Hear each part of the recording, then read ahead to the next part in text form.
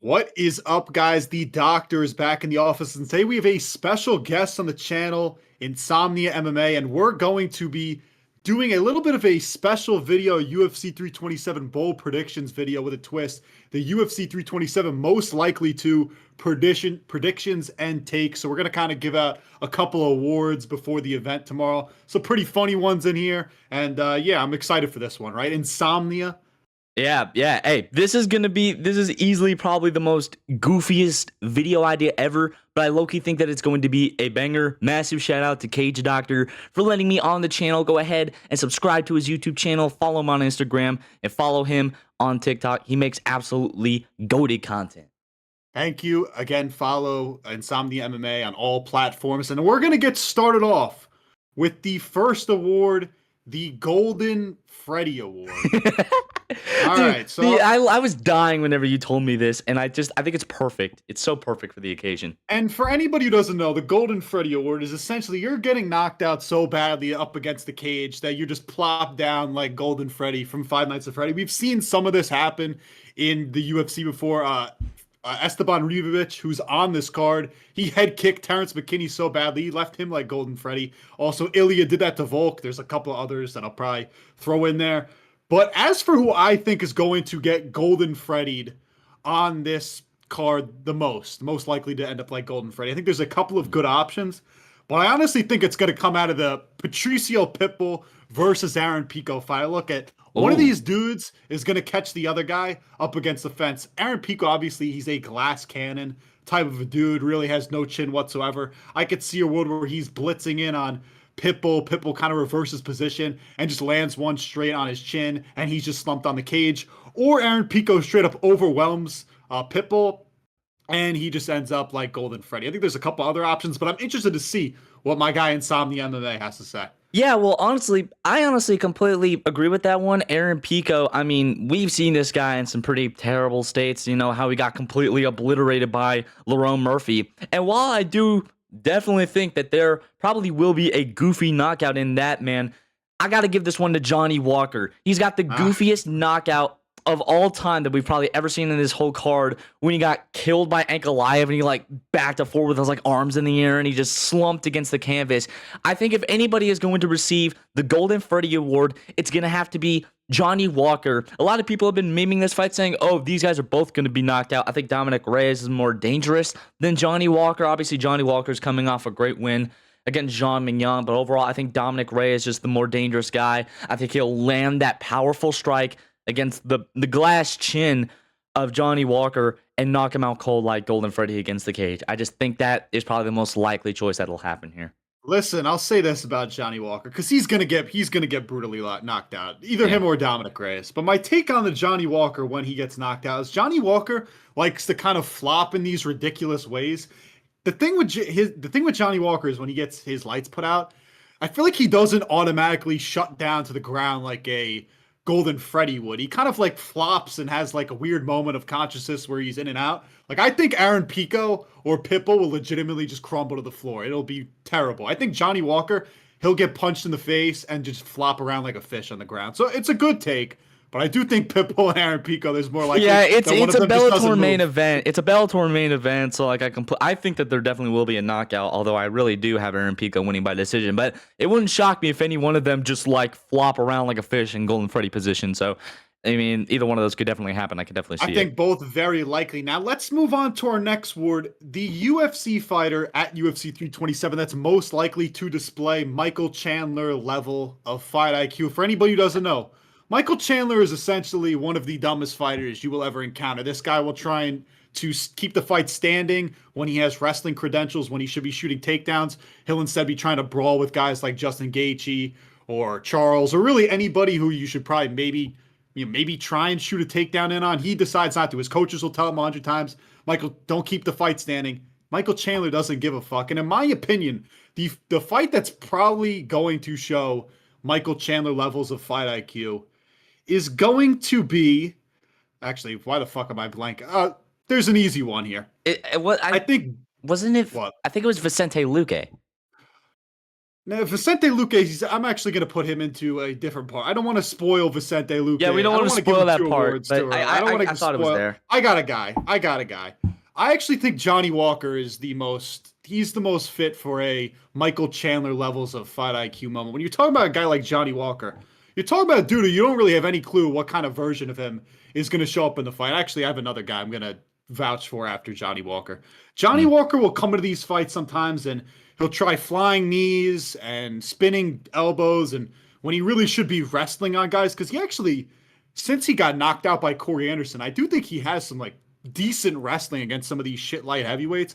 I would if I was him, I would try and shoot in on Dominic Reyes. I don't think he will. I guarantee this fight's going to be entirely standing, and he'll walk into like a left hook of Dominic Reyes and be sat down. But honestly, as I was talking about Johnny Walker fight IQ, I honestly forgot my initial prediction, and that guy's going to be Kevin Holland. Kevin Holland. Let me tell you about Kevin Holland. Again, another guy. You never know what version of this dude's going to show up. When he should be shooting takedowns, he keeps it standing. When he should keep it standing, he shoots takedowns. You don't really know what version of this guy's going to show up. I guarantee with Randy Brown, I wouldn't be surprised if this dude just came in here and was like, "I'm not going to show any grappling whatsoever. I'm not going to show my stick jujitsu. I'm just going to keep it standing on the outside and probably get picked apart by Randy Brown." Yeah. Yeah, I really can kind of see that because you never really know what version of him showing up. But I think that due to the fact that he's on a 2-fight losing streak, he's never been on a 3-fight losing streak. I think Yeah, he's true. motivated now than ever, and I think he'll probably get a knockout over Randy Brown, but that's a prediction for another time. I did say Luke at first, but I think that's more so just due to the fact that he's just washed, let's be for real. In terms of bad fight IQ, it's kind of difficult to say. I'm honestly gonna have to go with Aaron Pico. He's really Yeah. wild. He's obviously a glass cannon. He like swings like wild, and we saw that not only in his Laurel Murphy fight. You take a look at his fights at Bellator. Man, this guy was hyped up as like every single like buzzword under the book. Man, this guy is a Golden Gloves boxer. He's an elite grappler. And it's just like in Bellator, man. I mean, he had a decent run. It wasn't nothing like a patchy mix thing where he became a champion, but like I think he got signed before he even had a record. He wasn't facing guys that had like losing records or anything, but I mean they obviously weren't UFC level material, and even then like he was getting slumped in his fights. But I think that Aaron Pico definitely he does obviously have time to learn. He's only 29 years old, and I think I do have him beating Patricio Pitbull, and I think he'll take his mistakes. I think he could probably just start using more defensive, positions, and I think he should just stop like swinging all wildly. I think that's really the only thing that's holding him back is just he swings for the fences all the time, and he can get knocked out because of it. Yeah, Aaron Pico's not a bad pick. I didn't want to double up on my boy Aaron Pico. I didn't want to slander him too much by saying he could possibly get Golden Freddy and also would show Michael Chandler levels of fight IQ. And the problem with Aaron Pico is, I want to report on Aaron Pico before we get to the next Mm. award or kind of prediction. Aaron Pico goes full Michael Chandler. And what you got to realize, you never want to go full Michael Chandler. If you go full Michael Chandler, you're probably going to get knocked down. He does it in round one. He doesn't even wait to get to round two to go full Michael It's Chandler. like Tropic So who Thunder. You never knows? go full Michael Yeah, Chandler. exactly. Yeah, you never go full Michael Chandler. So, yeah, I think Aaron Pico is a good option. I think Kevin Holland, Johnny Walker, these dudes who, again, you don't really know what's going to happen. They usually fight pretty stupid. But yeah, let's move on, though, to our next kind of prediction. The UFC fighter Oh shit! I that skipped is forward. mostly the UFC fighter that is most likely to get unnecessary Joe Rogan glaze. Now, I've been thinking about this one for a while because you got to understand who are the type of guys that Joe Rogan likes to glaze. Like these BJJ guys, dudes who chop the calf kick a lot. Just people, and then the random like guys who are kind of outside the top five, who everybody knows, but Joe Rogan tries to act like he's watched every fight of their career. Here are the two names. I'll say one because I'll save one for you if you want to use it. Okay. I'm gonna say he's going to glaze the shit out of Azamat Murzakanov, like to levels that we've never seen before. He's gonna talk about Azamat Murzakanov, and he's gonna be like, "This guy put out Alexander Rakic, man, who's this freak at the light heavyweight division. Like he was chopping the calf kick on Yuri. He almost beat Yuri Prohaska, who's a samurai." Like he'll say a bunch of bullshit like that, and then he'll try and act like he's watched all of Azamat Murzakanov's career, when in reality, for the casual fan, they probably just learned about Azamat Murzakanov within the last year.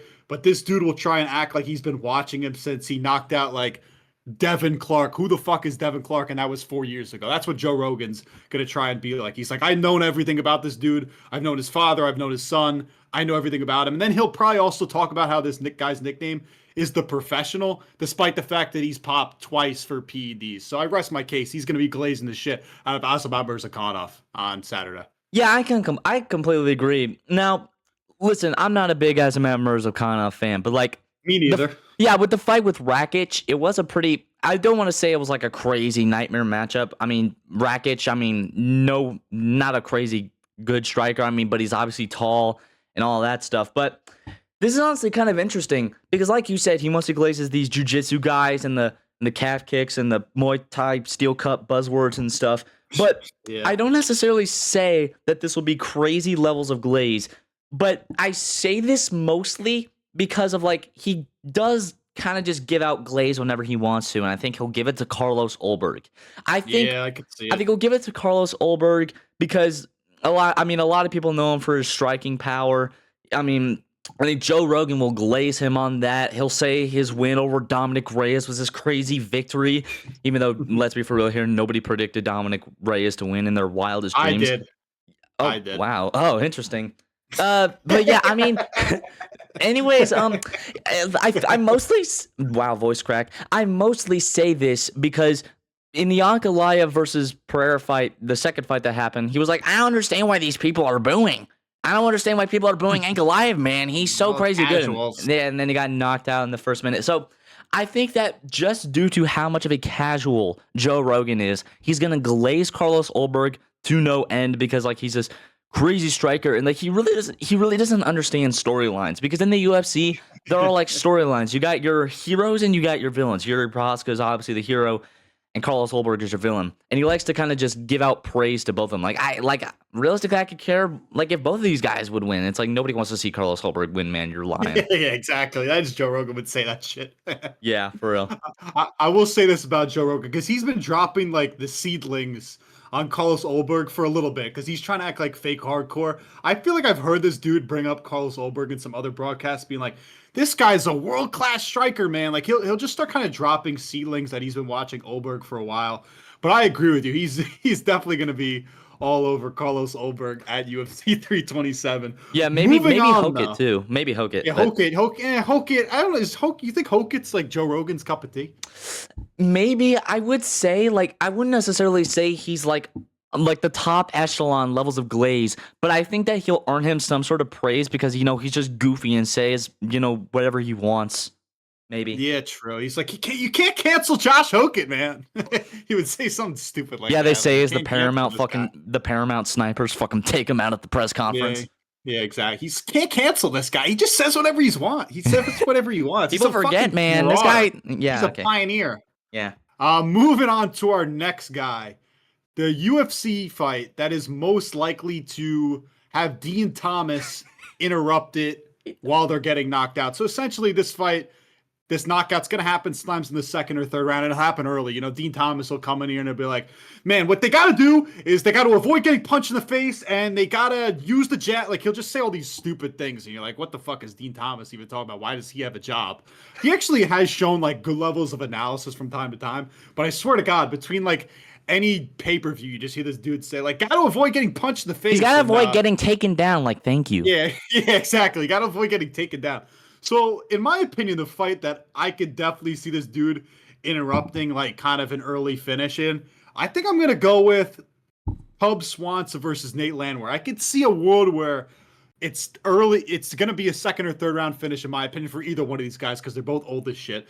I could see Dean Thomas coming in and be like, Cub Swanson doing a nice job of keeping his back up off the fence and doing a nice job not getting punched in the face. Oh! And then Joe Rogan just interrupts. He's like, oh, John Anik, I think Swanson's down and Nate Landwehr is pounding and the fight's over. And that's it. And Cub Swanson has this sad retirement where they give him a 30-second retirement video package that's shorter than anything Anthony Smith and Michael Chiesa got, and the retirement video package is narrated by Theo Vaughn for some reason. But I could definitely see Dean Thomas interrupting Cub Swanson versus Nate Land, whereas one of them is getting brutally knocked out in the second or third round. Yeah, I can definitely see that. That was honestly the fight that I was going to pick, Cub Swanson. I But it's a stole different your story. It idea. was a different story though, because I actually do have Cub Swanson winning that. But just to kind of diversify our assets here, me personally, I'm really kind of just it's questionable. This is a little bit questionable, but I think if this fight somehow goes past the first round, I think maybe what'll happen is Kevin Holland and Randy Brown. I think in an alternate universe, this is how it's going to go. I think Kevin Holland is going to lay it piece on up. me. Yeah, I think he'll piece him up maybe in the first fight, and if Randy Brown in the first round, and if Randy Brown is smart, he'll maybe probably try to utilize the takedowns because he's a grappler, and Dean Thomas will probably be like, he needs to keep on using the grappling, and he just needs to keep him down on the mat. Oh, and then Kevin Holland knocks him out. I think that'll happen, but I honestly don't see that happening. Like you said, I think it'll be the Cub Swanson fight. I think the Kevin Holland fight will probably end in the first round. But yeah, I mean, that's probably the Cub Swanson fight is probably the one that I expect to where that's going to happen. And I'll say this about Dean. I guarantee this is going to happen. Maybe the fight doesn't end in a knockout when he's talking, but I guarantee there's going to be a knockdown while Dean Thomas is in the middle of telling you to avoid getting punched in the face. It's just a bold prediction. It's going to happen. Yeah. But let's move on to our next one. Fight most likely to end in a controversial decision in honor of Cyril Gane versus Alexander Volkov. Now, I was looking through this card. I was like, what are the agendas the UFC is kind of trying to push? Like Yuri versus Carlos Ulberg, that's not going to go to a decision. If like Mirzakhanov versus Paulo Costa does, it's like, I don't really know what bias, like the UFC might want to push Costa. I could see a world where the UFC, they have a very close fight with Josh Hogan and Curtis Blades, and Josh Hogan wins some like robbery. This is not saying that's what I think is going to happen. I think Curtis Blades is going to shut this dude's lights out.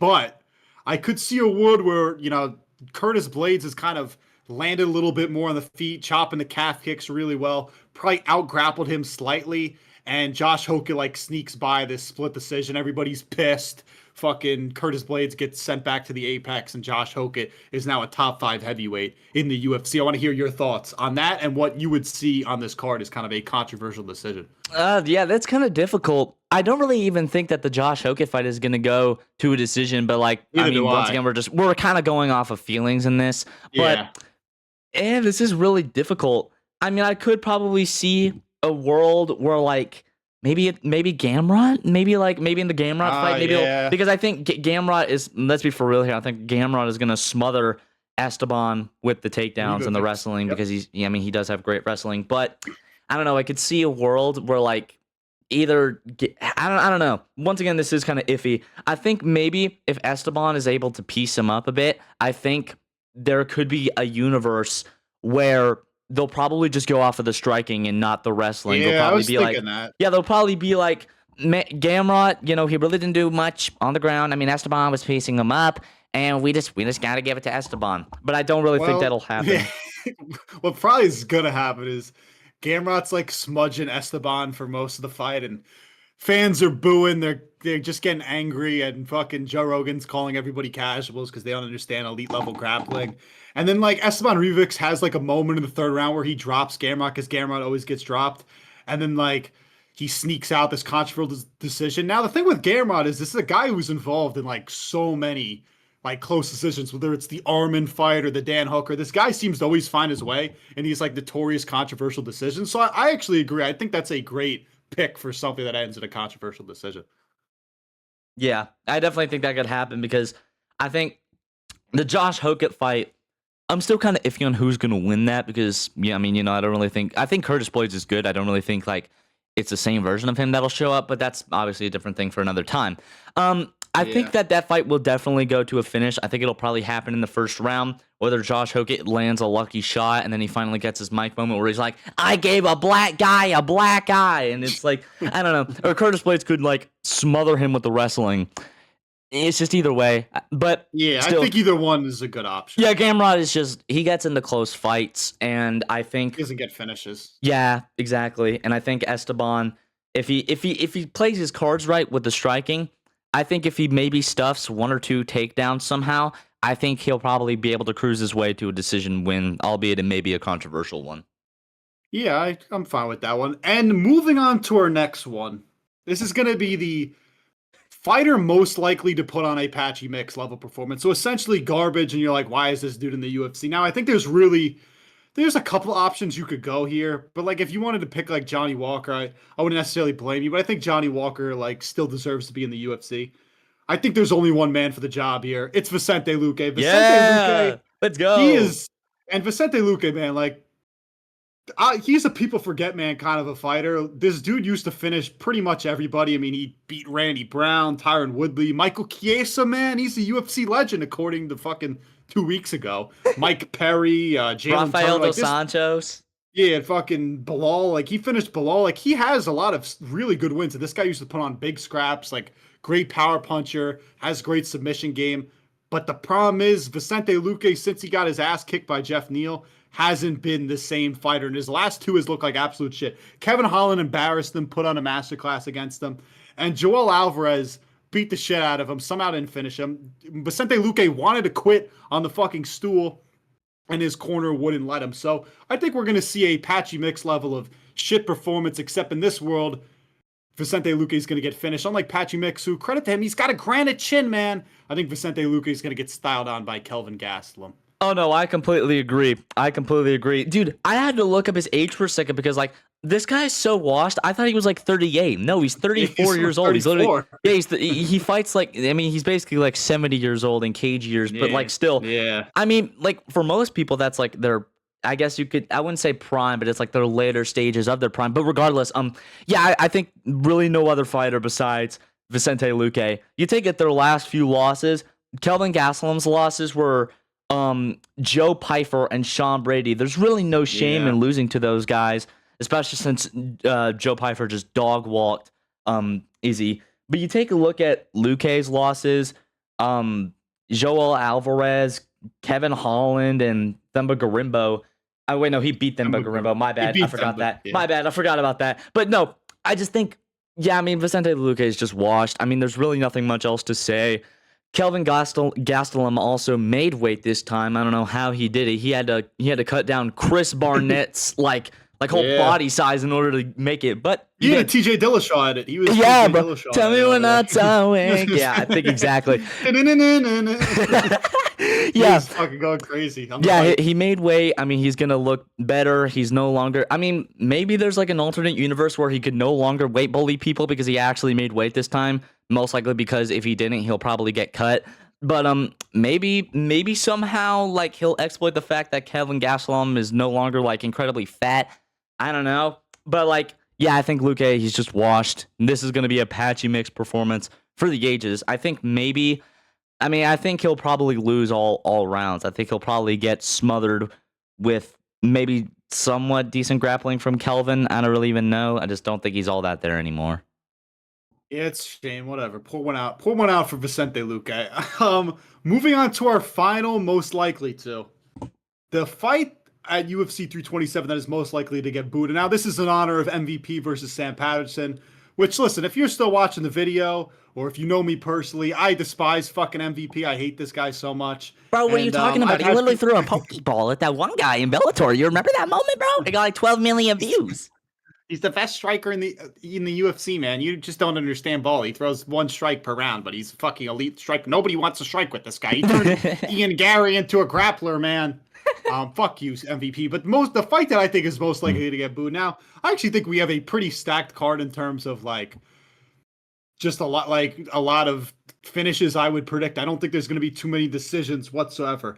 But if I look at one fight, and I think Gamrod versus Esteban Rievich is the most obvious one, but I want to go with a little bit of a sleeper. And I know I said Aaron Pico versus Pitbull is going to end in a finish, but this is a Bellator main event we're talking about. This could just be incredibly low, energy. I could just see nothing happen. A world where Aaron Pico maybe comes out here, he's a little bit nervous because Lerone Murphy brutally knocked him out, and maybe he doesn't want to go fully in on Patricio Pitbull, and everybody starts booing, and then Pitbull and Aaron Pico think they've teleported back in time to Bellator because nobody cares about them and everybody's just going to be booing this fight and they're just kind of dancing around a range. Because the thing with Pitbull is this guy has like a a magic ability to stink up every fight he's in the UFC. He does nothing interesting. He throws like one jab per minute. He's kind of like an MVP light not in terms of his movement or anything, but just he throws no punches.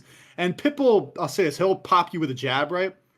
And then it seems like he has a cooldown on the amount of punches he could throw for the rest of the round. Like when you're shooting a gun in Call of Duty and it overheats, that's like Pitbull, except he throws one punch and he's overheated. He can't do anything for the rest of the round. It's impossible. I don't know how the fuck he does it. But I think Pitbull versus Aaron Pico is like a sleeper where I could see these two guys getting booed for 2 rounds and they turn up in the 3rd round and maybe somebody gets finished. Yeah, I think that's probably the most viable option. I did think about this though.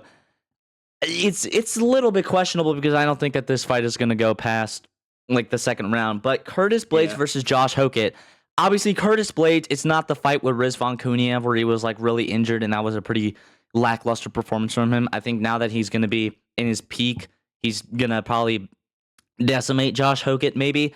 But also, again, I could kind of see a world where Curtis Blades could be scared of Josh Hokett and Josh Hokett could be scared of Curtis Blades, and they kind of are hesitant because Curtis Blades obviously has the wrestling, and I think Josh Hokett, I mean, he's obviously got grappling, but like, he out-grappled Denzel Freeman, bro. Let's be fair. I mean, he submitted Steven Asplund, I guess, so that's an accomplishment. He did do that. Yeah, but I could see a world where that happens maybe, but I don't think that it will. This is a very kind of just out there take, but like once you said again, with the Bellator main event we got going on with Pitbull and Pico, I think that's probably the most likely fight that'll probably be booed. I don't know, because once again, this card is pretty much stacked. It's a really good card, and like maybe I don't know, maybe people just like start getting sexist and start booing Suarez and Lupi. I was gonna say scrap everything I said. They're fucking booing Tatiana Suarez. Yeah, no, I think that they're gonna boo Tatiana because I mean it's not her fault. I mean she just wants to get the fight down to the ground, and I can understand it. But I think it'll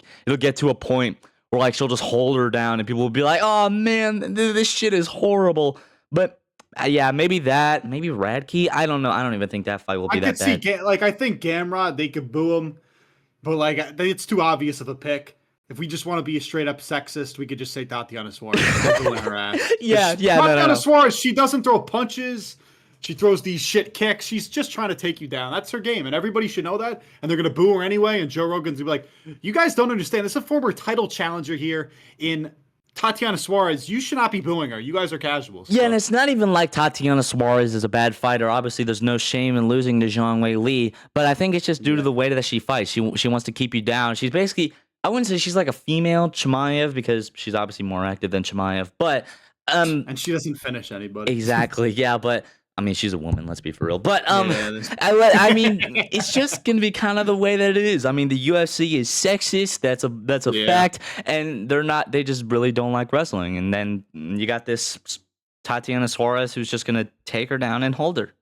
I'm pretty sure she's also dating Patchy Mix or like trains with him or something. Oh wait, for real? I'm like, I think so. I think they actually are dating, or maybe they train together. There's something going on there. Let me fucking fact check this. Oh, no. I literally just, no. Tatiana Suarez is happily in a relationship with bantamweight MMA star Patchy Mix. Wow. So there could be a little Patchy Mix stink on her. So I could definitely see. Ooh, yeah. Dude, oh my gosh, we need to go back to the Patchy Mix performance. We may have to swap that around. Tatiana Suarez could get nominated for that one, too. She could get put up for the fighter most likely to act like Patchy Mix in a fight. So... But those are our predictions. UFC 327, most likely to some fun, stupid awards like the fucking Golden Freddy, the Patchy Mix Award. I thought this was a good one. Thank you all for watching. Again, make sure to follow InsomniaMMA on all platforms, Instagram, YouTube. He does a lot of great content. You have anything else to say before we close this one off? Nothing much, man. First of all, thank you so much for having me on. This video was a blast. Be sure to subscribe to The Cage Doctor and follow him on Instagram and TikTok and all that. And just thank you so much for having me on. This video was amazing, and I hope you guys enjoyed this video.